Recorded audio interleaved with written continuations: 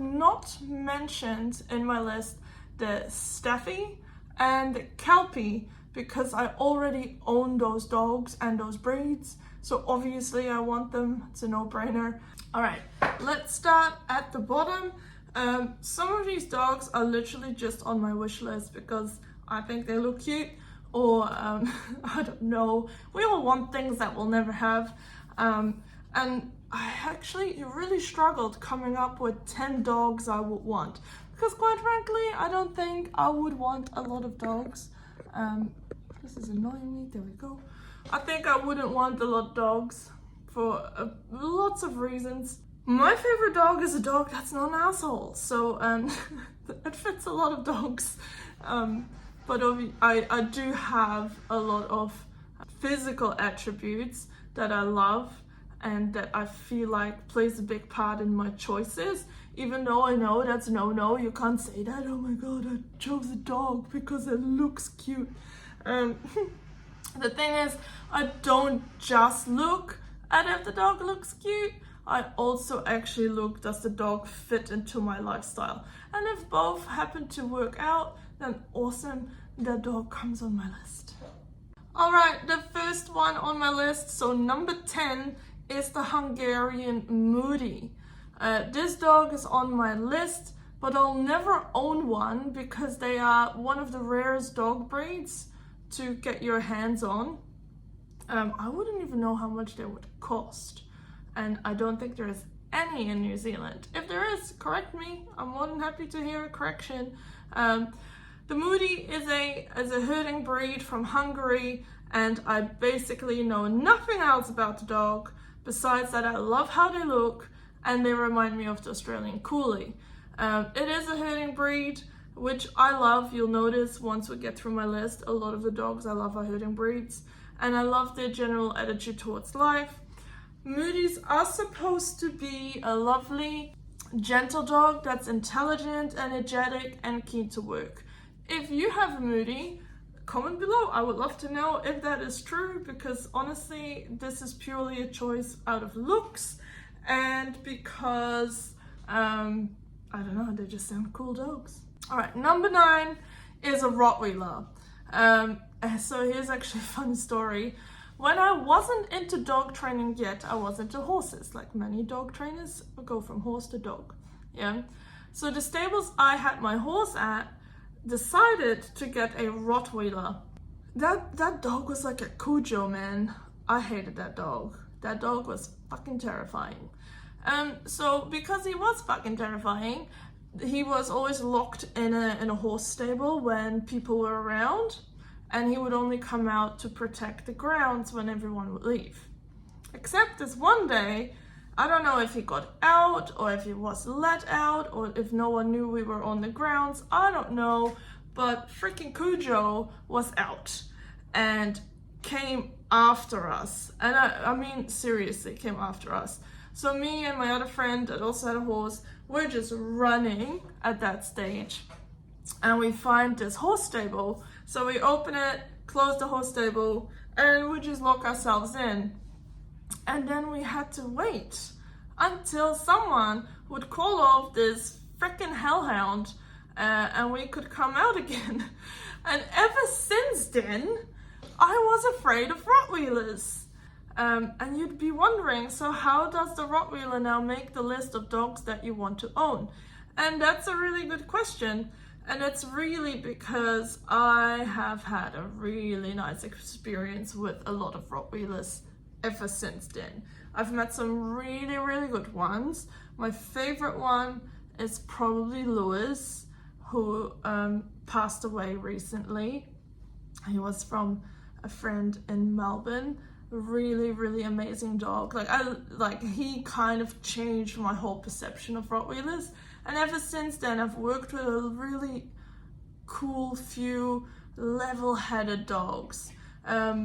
I love buff-head dogs. I love the big dogs with big heads, and their characters to humans, their humans are often so good, and I think they look majestic. So they are on my list.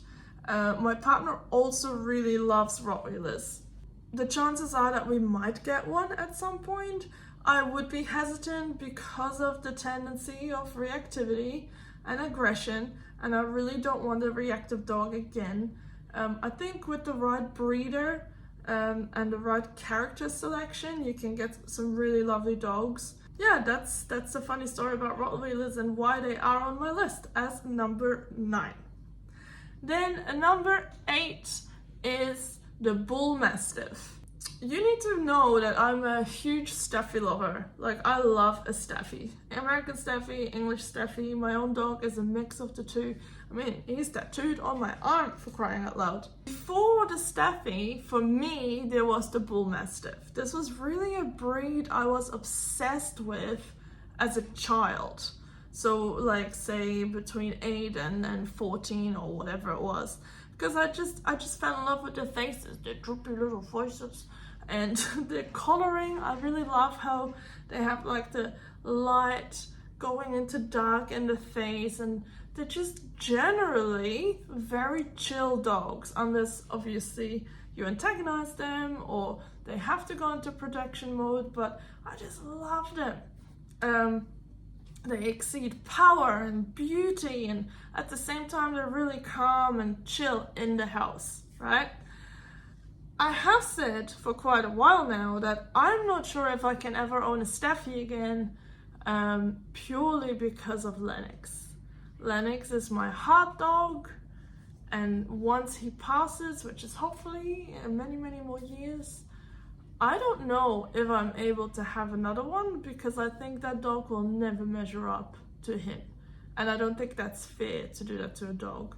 So I love how cuddly he is and how loving and smoochy and Staffy, you know, they just want to crawl in your skin if they can.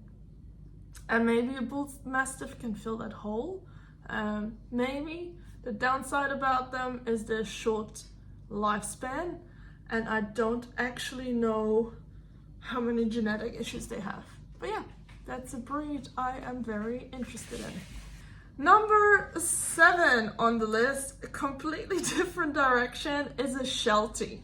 I don't think I will actually ever own one, but again, this is a dog I really, really liked as a kid, and maybe also as an adult that was like desperate for her first own dog, but didn't really have the circumstances to have one. So I was like, oh, what's a small dog that doesn't feel small? So a Sheltie. I loved Lassie, who didn't? But Lassie was too much, too big, too much hair, way too much of everything. So I found a Sheltie as a young girl, and I was like, oh my god, it's a miniature Lassie, I want one. It's so cute.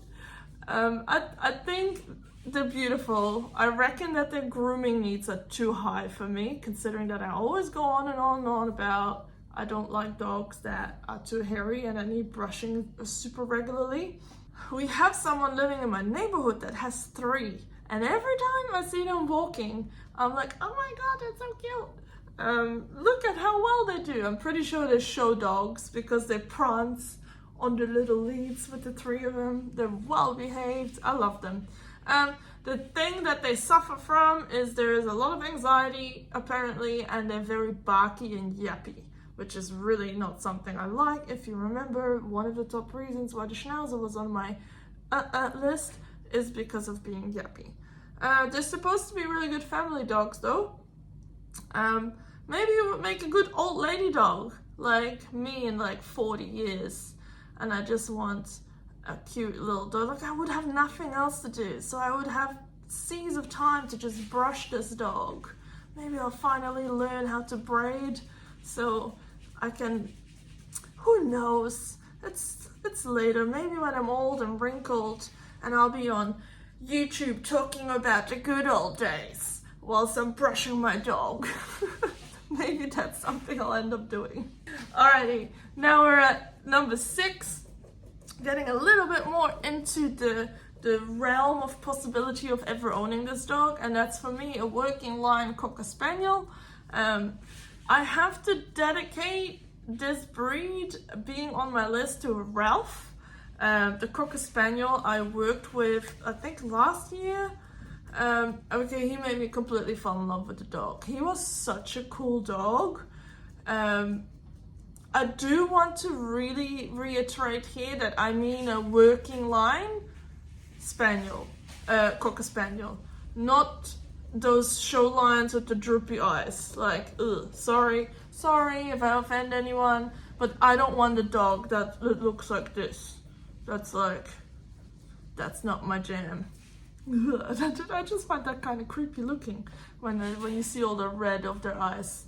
So I want the sport version. I love a high energy breed. The dog would be a really good fit in my active lifestyle. I've never owned a gun dog or a hunting dog, so I'm not sure if I'm like fully on board with the intensity of it. But I think I could fulfill their needs, and they're just so beautiful. Like, Ralph is one of the prettiest dogs I've ever worked with, and he had a sense of humor. He was like fearless. He was really like, whoa, look at me, I got this, tell me what to do and I'll do it. Unless I want to do the other thing, then I'm gonna do that. And you need to work real hard to make me do what you want to do. But I kind of like that. He's just a cool dog. So working line cocker spaniel is number 6. Oh, what I do want to say, there's a lot of health issues in those dogs. So that's where I would go like, is this the right dog for me or not? Number 5 is the Dalmatian. Easy coat to maintain, and I love their coat. Hello, who doesn't love a Dalmatian? Who didn't want one growing up? 101 Dalmatians, everyone grew up with it. The ones that I know are from Australia, and they were super well natured, willing to work, but able to relax. I've worked with 1 or 2 here in New Zealand, and they were full-on dogs, but I feel like if you can just activate them and train them properly, you have a really, really cool dog. And I have a thing for dogs with spots or that look different. Like, you know, one of the reasons you will never see me get a Vizsla or a Ridgeback is because to me, they look the same, especially Vizslas. They're just brown, they're just chestnut. That's kind of how I feel about some dogs that are just look the same. I am very much, I want a unique looking dog. But Dalmatians, they just look cool. And they would have some nice willingness to work. They're not too heavy. I like a slender looking dog. They have a few health issues that would make me reconsider. So I would have to really weigh that up and see how prevalent, how common these issues is in the lines that I would have to research. But yeah, I have a thing for spots. So Dalmatians, number 5. Number 4, we're almost at the top, is a Swedish Vallhund. Did you know that I didn't even know what a Swedish Vallhund was until, I don't know, 2 years ago? I'm pretty sure I went like, what the fuck kind of corgi is that? Like, what's wrong with this dog? And then I figured out this is a dog breed, and then I researched it and I was like, oh my god, I love this dog. The Swedish Vallhund is obviously a Swedish dog, and it's a herding breed. Again, I love herding breeds, and they are character-wise pretty similar to corgis.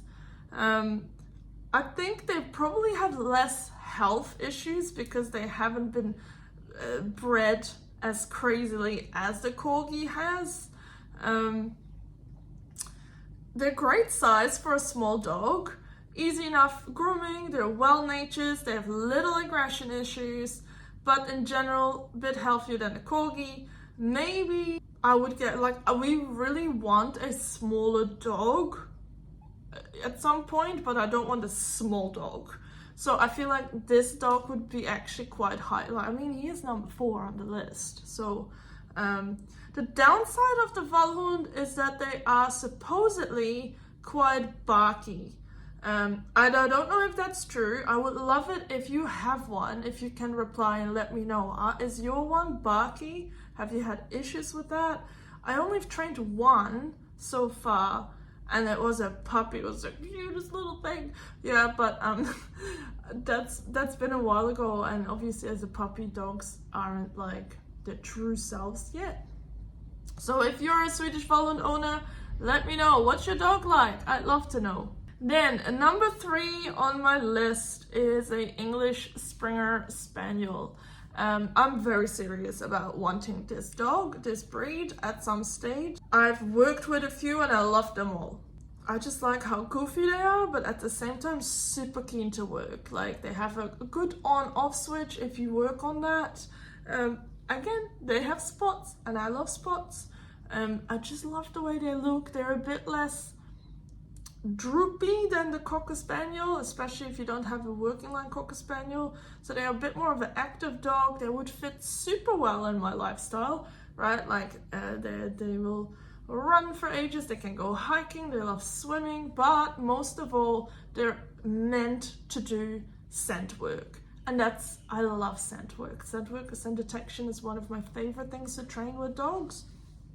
So yeah, the Springer Spaniel, very high on my list. Also generally known to not be aggressive towards people and dogs, so that would fit really well considering that I bring my dog to work with me regularly, and it's just so much easier if you do not have a reactive dog. Number 2, which could also be a number 1, but the only reason this dog is on number 2 is because my partner and I decided that my number 1 dog is going to be the next dog that we're gonna get. So the Australian Coolie is my second dog. Like once Lenny and Zelda are gone, there will be a purebred Australian Coolie. So Zelda at the moment is half. She's a Kelpie cross Coolie, and I love that part of her. So we used to take her sheep herding when she was younger in Melbourne, and the trainers there had a few Coolies, and I just love the breed. I love that they're not recognized by the AKC or the ANKC and many other dog registers, which means no one fucked them up with excessive breeding or stupid breed standards. The dogs have a sense of humor, they're great workers, they're ready to go when they want to, they're all-rounders when it comes to work. So I can go into tricks, agility, scent work, hiking. A Coolie suits our active lifestyle and would also make a great colleague. And if the dog is anything like Zelda, it'll be a hilarious dog. Zelda has an amazing sense of humor and is a clown most of the time. And I would love to have that again. And then Coolies are a bit more short-haired. Well, you can get them long-haired as well, but I like the short-haired ones. And they're not so big as your actual Kelpie. Plus, here we go for appearance. Have you seen what a Merle Australian Coolie looks like? Honestly, I think they are absolutely stunning. I think I want a chocolate Merle, but I'm not going to be too picky. But, and I know this is a big no-no for a lot of breeders and people, I will not have a Coolie that has no spots or any coat markings that I find interesting. Like, I'm not gonna get a full black one or full brown one, and I know that's maybe superficial or whatever, but I want a Merle one. I know I can offer the breed and everything, and I'm happy to wait until the right dog comes along in a litter, but that's my one thing that I'm going to stand quite strictly on, which I know is frowned upon for a lot of people to go for appearance. But obviously, for me, an Australian Coolie is like a Picasso painting, right? They are so freaking beautiful. I even have a name already. I've got a name ready to go for this dog, and I'm not sharing it because then you'll be stealing it, and it's my name. And they're generally also pretty healthy dogs because they haven't been overbred. And then we made it to a number 1 on the list, and I'm sure you're going to be surprised about what it is, but it's the Corgi. And I'm now almost saying like the Corgi or the Swedish Bullhund again, but neither my partner and I are fan of small dogs, but I melt for the Corgi, and to me a Corgi is small but big, you know what I mean? They're not like, oh my god, where's the dog? I might sit on it. I just can't help it. Most of my wish for them is because they're so freaking cute. They're small dogs, they don't feel small.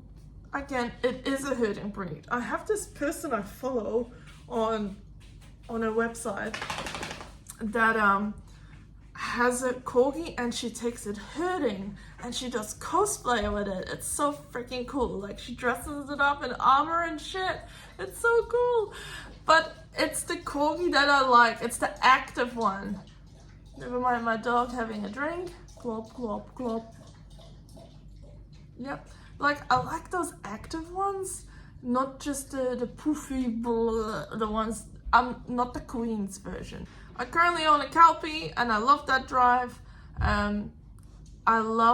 There's another person that has a really freaking cool Corgi mix. I wouldn't mind a mixed breed as long as it still looks like a Corgi. And both of those dogs are rock solid, man. So they're built for stamina, so they last long. They're not sprinters. This reminds me, oh my god, when I get one, I need to call it Gimli. Like, it would be a crime to not call the dog Gimli. Any Lord of the Rings fans, you will get it. If you steal this name now for your Corgi and you call it Gimli, I will haunt you. I should not have said that in this video. Anyway, I think they'll make a great partner in this household. I can bring the dog to work, would be a really good dog to help with other dogs, desensitization. I hate this word. I need someone to help me pronounce this word properly. But a Corgi has enough dog left that they're not too small. Yeah, they're less known to have aggression issues, and their grooming needs are manageable for me without needing a professional groomer regularly. And let's not forget, the butts are fucking cute. Okay, I might need a groomer just to do the heart shape in the butt. Sorry, I've got flaws. That's probably one of them. Now, all I need is a ridiculous name. I'm pretty sure that I just went for Gimli. But we also like stuff like food, Mr. Pancakes, halloumi, whatever it is. Feel free to drop name suggestions. I'm already on the list for a few breeders. Expression of interest. But it's not going to happen anytime soon, but that's the most likely dog that we'll get next. Alright, that was my list. This video is much longer than I expected, but I enjoyed it. I hope you enjoyed it. I would love to know, what would your top breeds be? If you don't have the breed that you already have. So if you already have a lab, don't go say lab. What else would you choose if there was no more labs available in the world? Yeah, or whatever dog breed you have. If you have one of the dogs on my list, I would love to know what your experience is with them. Yeah, alright, let me know in the comments and see you next time. Bye!